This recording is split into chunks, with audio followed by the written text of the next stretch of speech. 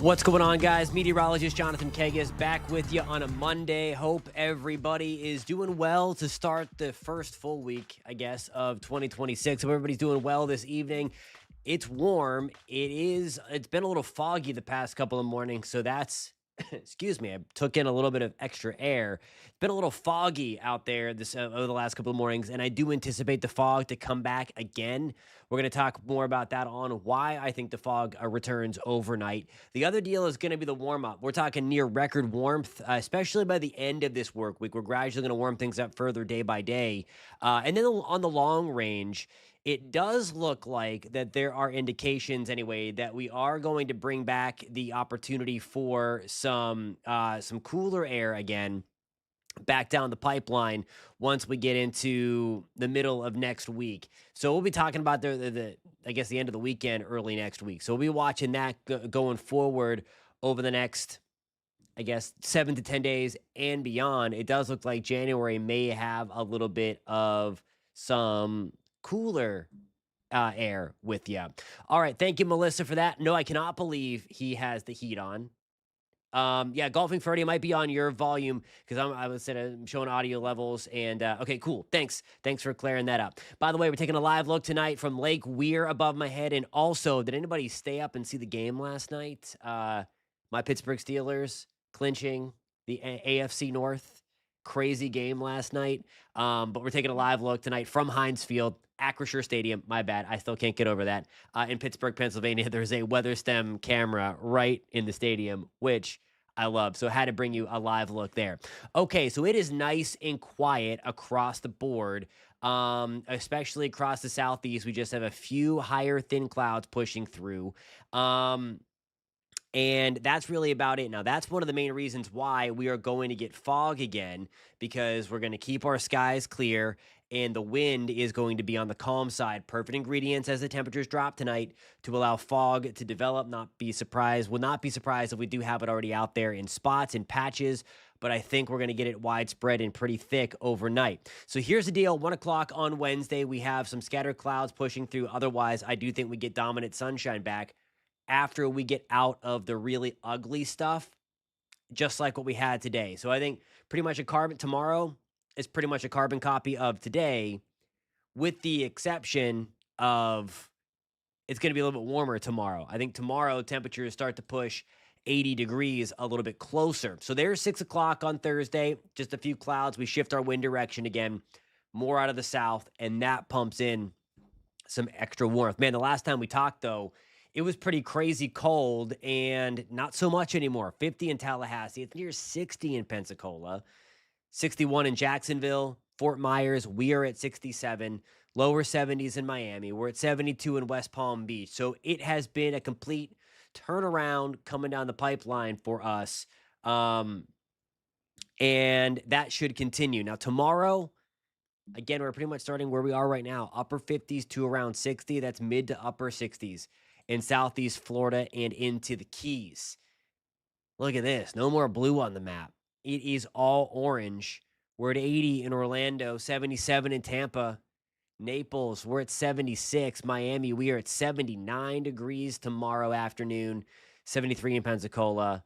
We're at 74 in Jacksonville. No, all those orange boxes again. Those orange boxes represent where temperatures are going to be above normal. The color table is right on top there. So if there were blue on there, it'd be blue average. If it was gray, it would be average. And then if it was red, it would be record. So we're not near the records just yet. It's once we get into, I think, Thursday, especially Friday and Saturday, that's whenever we're in record territory. We're hanging around 80 again in Central Florida, South Florida, and then middle 70s right along the Florida Panhandle and into Northeast Florida. So it is going to be pretty warm over the next couple of days. Here's a kind of a Central Florida breakout here. This is what we're looking at as we get into Friday, where we're going to have temperatures in the lower 80s in Orlando. You see there, that gets close to a record. Back in 2013, it was 84. So we could tie a record if the forecast overachieves, or if it continues to look a little warmer, then we'll update the forecast. But it is still going to be pretty warm. Sanford, we're checking in at 83. Record is 85, so close to us, close to record as well. Daytona Beach, we're in the ballpark, maybe the parking lot. not as close as Sanford in Orlando. Our record is 84, set back in 1974. And then Leesburg, our forecast high temperature is 81. The record is 82, set back in 2013. So 2013, a super warm year as well. And also close to record heat in Fort Myers on Friday. The record also 83. So, yeah, it is going to be warm no matter how you slice it across the entire state of Florida. And, yeah, I agree with you. The cooler air is coming back. We're going to highlight that in our longer range segment. But as you put in the chat, it's not going to be, it might be a little bit longer lasting, but it shouldn't be as intense as this last round of colder air, if that makes sense. And we're going to talk about that at length coming up in just 3 minutes.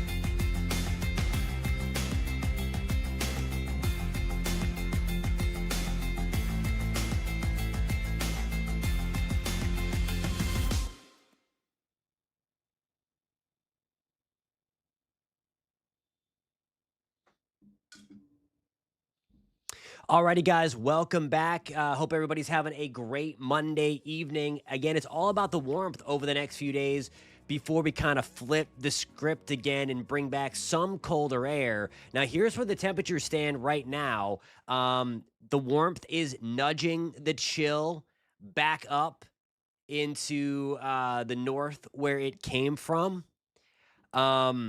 You see, we're in the mid 60s in Dallas, San Antonio, we're at 65. Orlando, we are at 66 degrees. Pittsburgh hanging at 40. So even across the northern tier of the country, while it is cold, it is not frigid. All of that has kind of lifted back up into Canada for the most part. Now, we're taking a longer outlook. This is going to be January 11th through January 15th, so about 5 to 10 days out.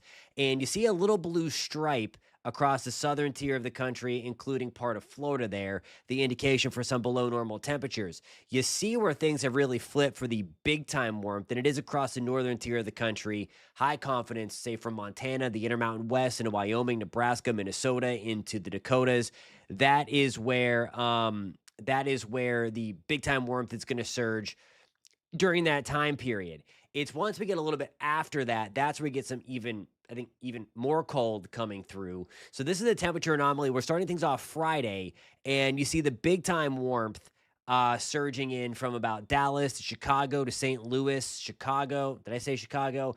Back towards D.C., Kentucky, Lexington, Nashville, Atlanta, parts of the deep south. And then you see it kind of erode and push off by the weekend to make way for a little bit of blue, representing some below normal temperatures as we get to Monday, January 12th. Some big time warmth surges in the north again. That's kind of coinciding with where we saw the warmth on that graphic I just showed you. But then on the model forecast, watch what happens as we get beyond the 16th and 17th. A whole lot of blue comes in, and then we flip things back out to some cooler air.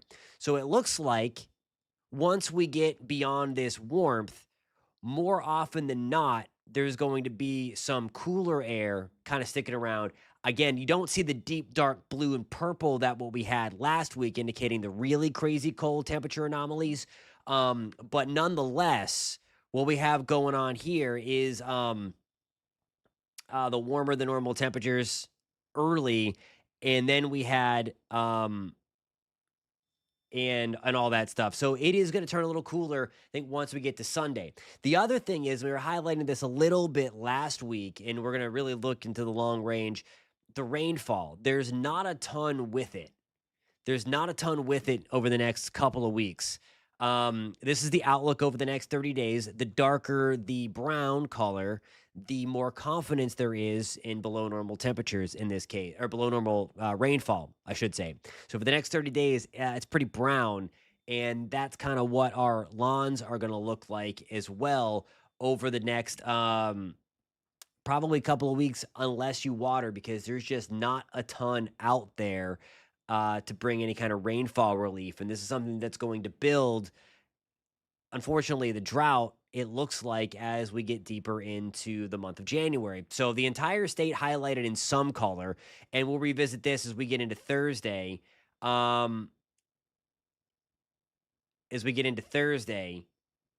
The new drought monitor will come out, and we'll have some of the rainfall, the very nice rainfall that we had this weekend in most cases.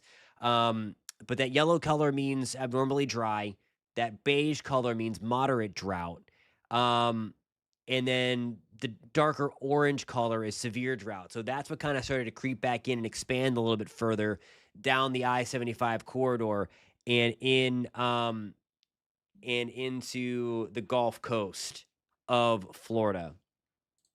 So that's the deal there with that. But in the short term, it's going to be all about the warmth coming back and really sticking around for the next little bit of time.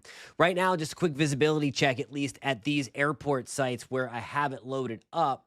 We don't have much going on. You can see, though, some of this blotchiness starting to come out in South Florida, South Georgia. Zachary's asking, do I think February be a better month for rainfall? No, I actually think it's going to be worse. I think February is going to be really dry. So yeah, I don't think there's going to be much relief in February either. So unfortunately, we're just going to have to really, really watch for brush fires as we go forward over the next couple of days. And that's what we're going to be watching closely.